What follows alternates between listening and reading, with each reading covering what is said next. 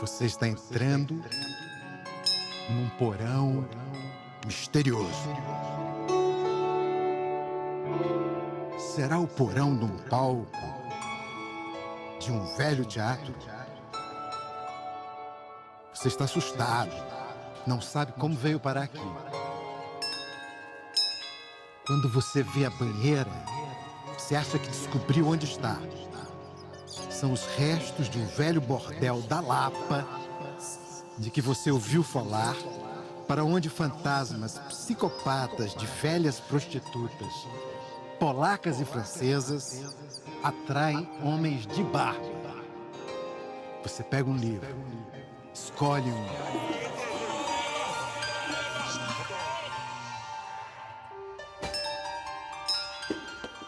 É um livro de terror. Uma cama. É o bordel. Você olha e acha que descobriu. Aqui, nesse porão, Borges encontrou o Aleph. O Aleph. Embaixo de um degrau, de uma escada. Borges, nesse Aleph, viu o mar, viu um labirinto desfeito de Londres, viu um exemplar da primeira versão inglesa de Plínio, viu cartas obscenas que uma antiga namorada havia escrito. Você olha e também vê coisas que você encontrou em todos os tempos da sua vida. O que você vê?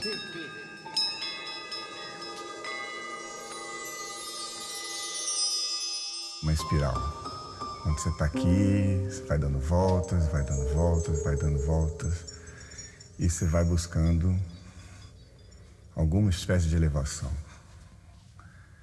As três perguntas que eu mais me faço, que não existe resposta, é se Deus existe, o que tem depois da morte, e se você traçar uma linha reta para o infinito no céu, você vai parar onde? O Aleph é essa linha reta.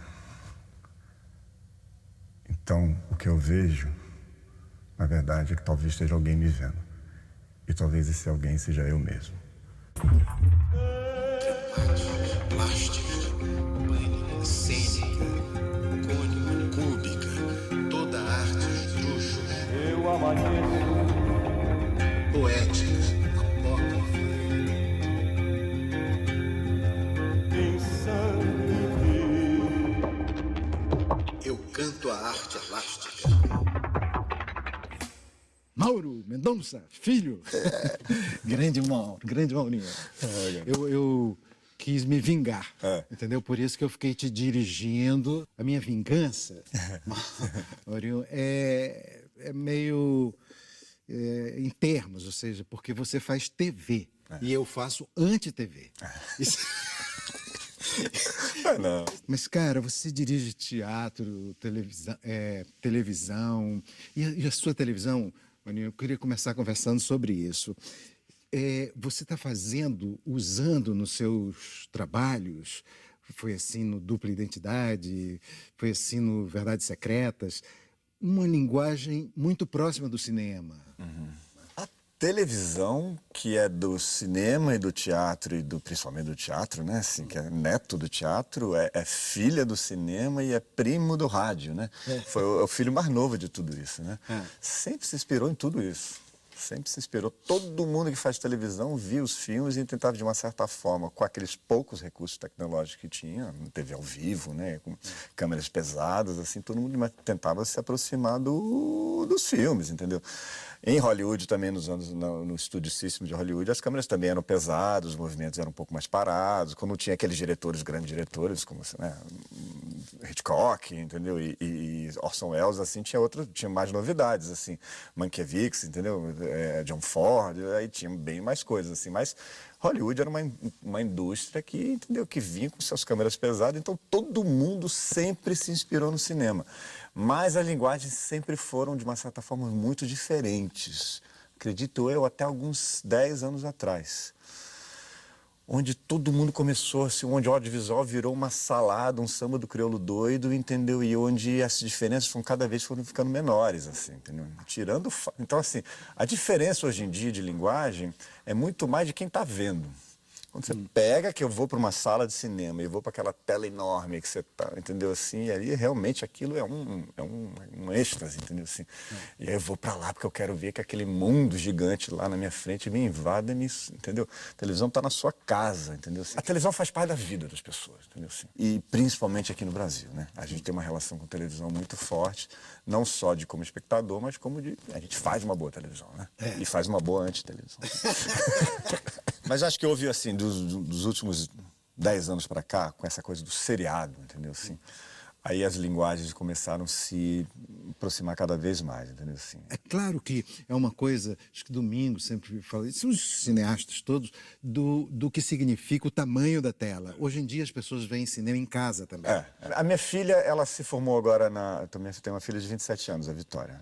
Ela é maravilhosa. Ela se formou agora numa escola lá em Paris e o filme dela tem um festival todo ano na escola e o filme dela foi unânime o melhor filme. Aí ela falou, pai, eu quero te mostrar. Eu não quero ver em vídeo, pelo amor de Deus. Eu vou fazer um esquema. Conseguiu um esquema de transcodificar e eu vi o filme da minha filha em cinema e eu chorava, né? Assim, eu falava, meu Deus, não quero ver no videozinho, entendeu? Deixa eu ver, assim. E era uma coisa, né? E os primeiros, quando você faz um plano seu também no cinema, você fica meio assim, caraca, é uma coisa, é muito grandioso, assim, entendeu? Acho que televisão tem uma coisa assim de... Eu penso muito assim que as pessoas têm que pegar de ouvido assim um pouquinho, entendeu? Assim, que tem uma aí que é o filho do rádio um pouco também assim, entendeu? Tem uma certa dispersão que o som tem que atrair. Eu conto a narrativa através mais do som do que da imagem. Sacou? O tempo da imagem é um tempo do respiro do som para mim um pouco mais, entendeu? Assim, e em cinema seria completamente diferente. Né? Assim, o som entraria mais num tempo de imagem, entendeu? Assim, embora se deixe um respiro para a imagem em certos momentos, assim, mas é um som, nem que seja o silêncio, entendeu? Assim, é o som que leva, assim, entendeu? Porque tá entrando na sua casa e tem muito som em casa, entendeu?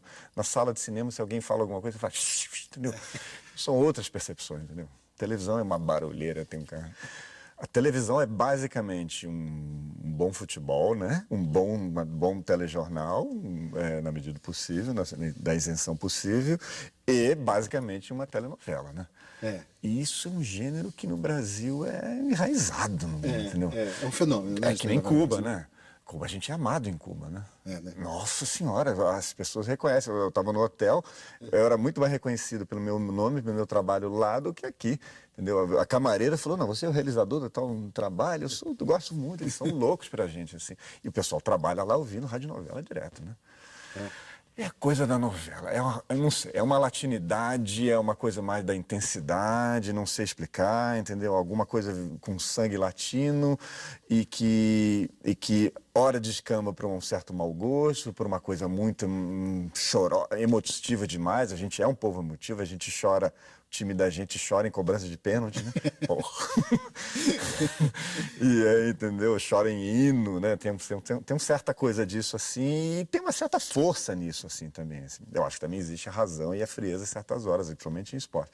Mas eu acho que tem uma força em povos como a gente, cubanos, assim, nos povos latino-americanos nisso, tem uma força de expressão nisso, assim, nessa coisa emotiva, assim, entendeu? E a televisão sempre nadou um pouco nessa de querer buscar a emoção pela emoção. Hoje a gente está buscando um pouco mais ou menos overact, entendeu?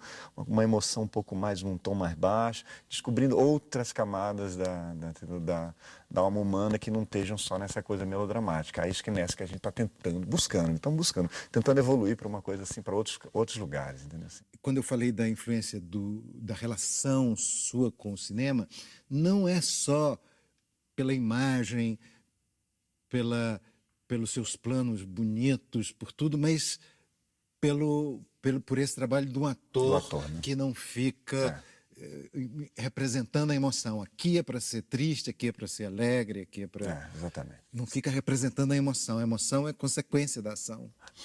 Derbal, quando eu vou ver uma peça de diretores como admiro, como você, ou teatro, Felipe Rich, ou Stanley Kubrick, ou seja o que for, tá, maravilha, a gente quer ver tudo, mas eu quero um cara que me leve para um outro lugar. Esse cara que vai me levar é o ator.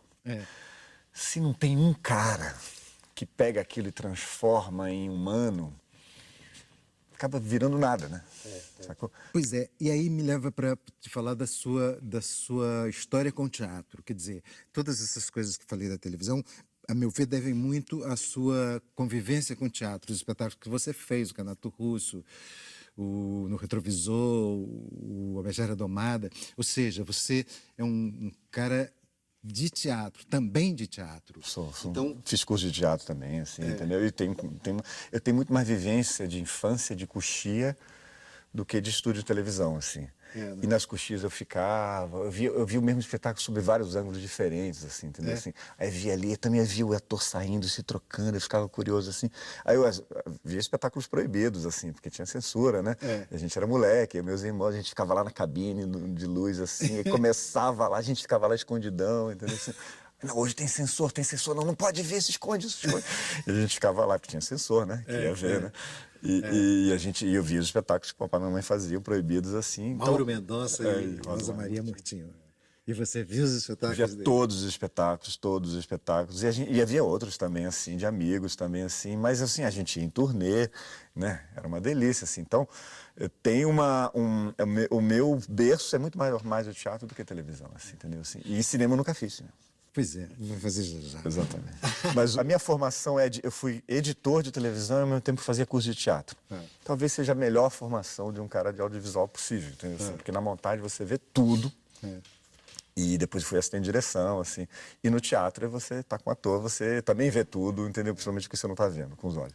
Maurinho, eu trouxe aqui um cara que também fez teatro e cinema. Ele é um parceiro seu, porque ele também tem essa história do teatro. Ele é muito conhecido pelo cinema, né?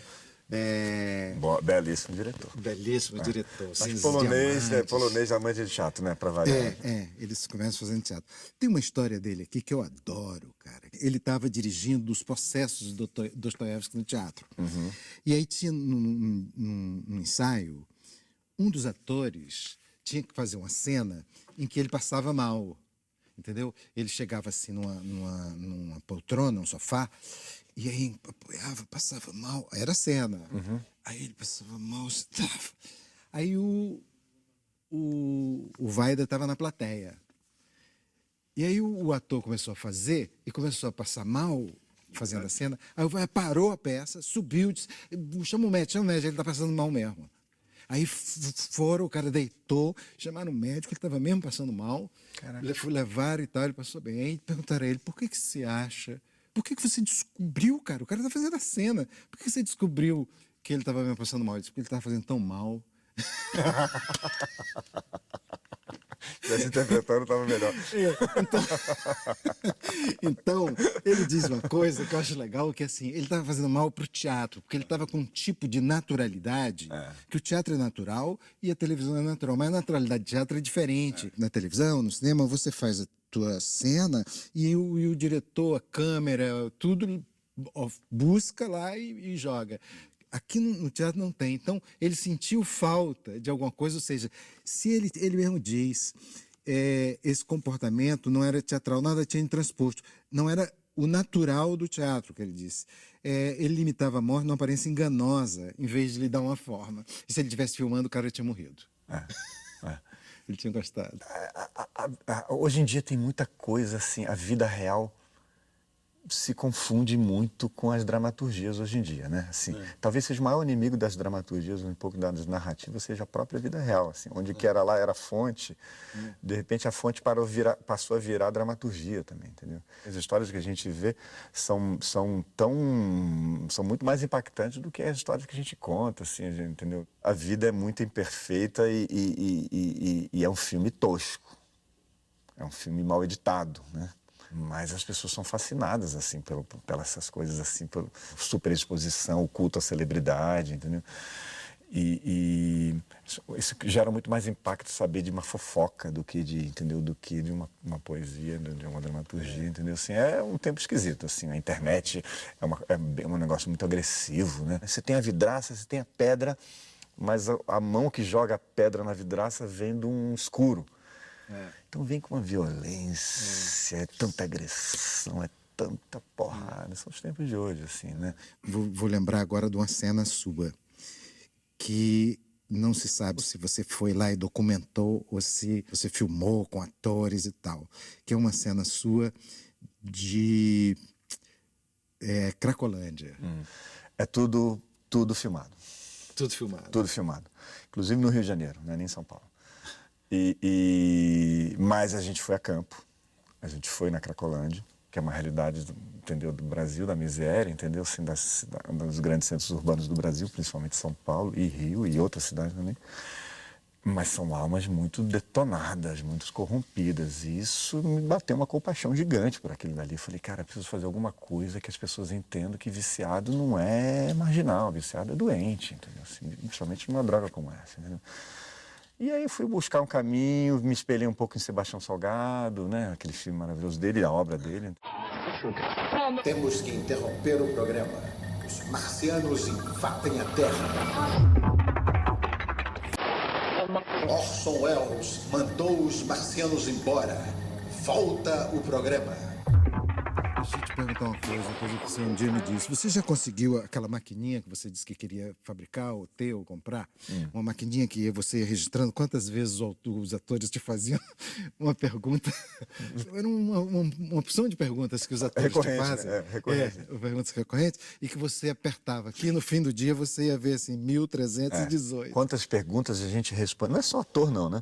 É equipe, né? Equipe. Quantas perguntas você responde por dia, assim, entendeu? Eu queria realmente contabilizar isso, assim. Assim, diretor é uma das poucas ditaduras admitidas, né? Nos tempos modernos, assim, entendeu? Não é a ditadura do mandar e do ser tirano, assim, é a ditadura de fazer funcionar a coisa, né? Melhor, Mas né? eu adorei essa maquininha que você dizia. Acho que vão dar por um dia de estúdio, de 8 horas de gravação, um dia de gravação lá, assim, talvez dê, assim, talvez 200 a 300 perguntas. Hoje foi um recorde, você pode admitir. Você só não responde quando a cena tá rolando. Né? Terminou a cena, alguém tá te perguntando. O Noite Americana no Truffaut, né? Que ele fica andando e todo mundo fazendo pergunta pra ele. Então é assim, é um pouco isso, entendeu? O primeiro plano é assim, ele só respondendo. E tem um que fala, é o Truffaut que fala, né? Que o maior momento de solidão de um diretor de audiovisual é quando ele está chegando no set, no carro dele sozinho. Aí você tem aquele set roubada, enorme, com 300 pessoas. E que ele olha e fala, ai meu Deus do céu, que você quer fugir daquilo, entendeu? E quando você abre a porta do carro, já não tem mais nada, você se vira.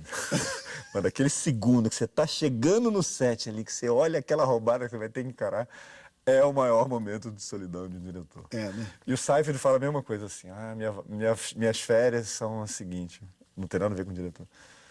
Quando você pega a família, que você bota todo mundo no carro, que você fecha a porta e que você dá a volta até você entrar no carro novamente, aquelas são suas férias. Quem disse isso? O Seinfeld, Jerry Seinfeld, que é um gênio da comédia. É sensacional. Aquelas são suas férias. Todo mundo entra. O resto você tem que resolver. 10 segundos, né? Fechou a porta, fechou o porta-mala, entrou. Acabou essas férias. Fudeu, entrou no carro. Aliás, posso falar palavrão aqui? Não, aqui pode tudo. Eu queria até fazer umas experiências que era assim, fazer um pouco das tuas linguagem de cinema. Assim, tipo, uma entrevista mostrando só as pernas dos que conversam, do entrevistado e do entrevistador. Isso é mais televisão que cinema, hein? Teve um ator que pediram para ele fazer um teste. E aí ele fez um teste. Faz um vídeo aí você falando o texto para ver se você pega esse papel. Aí ele ficou fazendo off assim, mas ficou filmando o cachorro dele. Ganhou o papel. A linguagem, né? Tá onde você nem menos espera, né? A linguagem tem uma frase que eu acho que é genial. Linguagem é necessidade. A gente tenta... Exatamente. Não, porque eu acho que... exatamente. O cara interpreta com o pé. Eu já falei isso pro Fagundes. Assim. Ele tava no cacau, né, pisando no café. Falei, Fagundes, agora... Fiquei um plano só nos pés, assim. Agora interpreta com o pé. Ele falou, porra, que isso? Eu tava zoando dele, claro, assim, mas ele levou. Assim, a gente que convive com atores. O ator cria um personagem. Aí aquele personagem do... Sei lá, entendeu? Personagem forte no teatro, entendeu? Ou na televisão, no cinema, assim. O personagem é uma energia que ele criou para aquilo, né? E a gente, como diretor, o autor, né? As palavras, assim, a gente criou aquele personagem, ele tomou forma no ator. Ele convive com ele, com aquela energia. Ele acorda de manhã, na sua própria casa, e aquele personagem está lá tomando café da manhã com ele. Não tá? E é uma energia que ele criou por alguns alguns meses, alguns momentos da vida dele, alguns momentos que ele vive lá no teatro, assim, mas ele realmente criou aquela energia, assim, uma energia da inteligência, da emoção, sei lá do quê, sei lá da qual ciência que explica isso aí. Imagina que a energia da nossa vida inteira. Dizer como o Glauber. Altas sacações metafísicas. É o Aleph. O teatro... Eu sou obcecado um pouco por esses mistérios. Assim, as perguntas sem respostas. Que isso que eu gosto do Kubrick, que todo filme dele não tem resposta no final. Eu gosto do teatro também, porque é muito sem resposta. Né? Levanta as questões.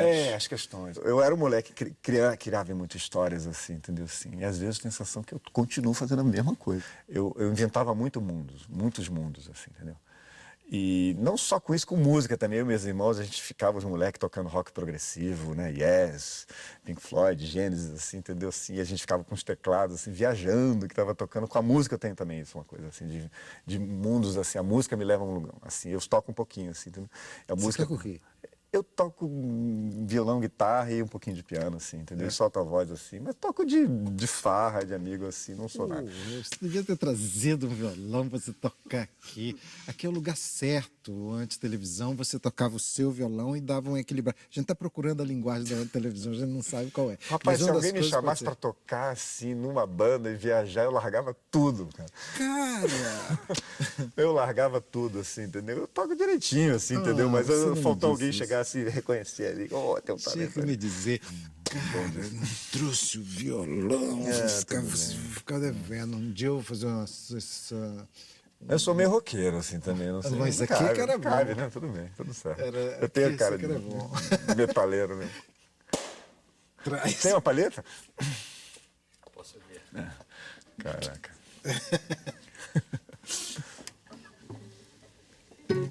Se ficou ruim, você corta, hein? Tá. Tem que ser com a palhetinha, né? Tem uma moeda assim. Cara, aqui tem tudo. Não é possível que não... Aqui vai ter que ser o sambinha. Como é?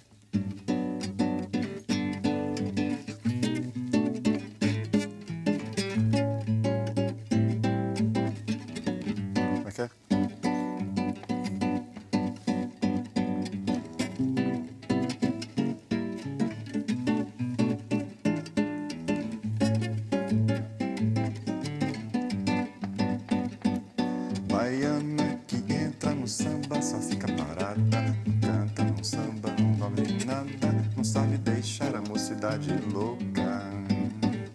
Baiana é aquela que entra no samba de qualquer maneira, que mexe, remexe, dá nó nas cadeiras e deixa a moçada com água na boca. Baiana que entra no samba só fica parada, não canta, não samba, não mole nem nada, não sabe deixar a mocidade louca. Baiana é aquela que entra no samba de qualquer maneira, que mexe, remexe, dá nó nas cadeiras e deixa a moçada com água na boca.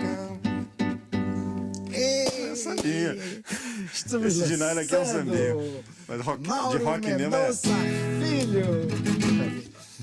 Carreira... O dia que ele abandonou a direção da TV e começou uma carreira musical. Se alguém quiser me chamar, eu largo tudo, juro pra você. Tá dito.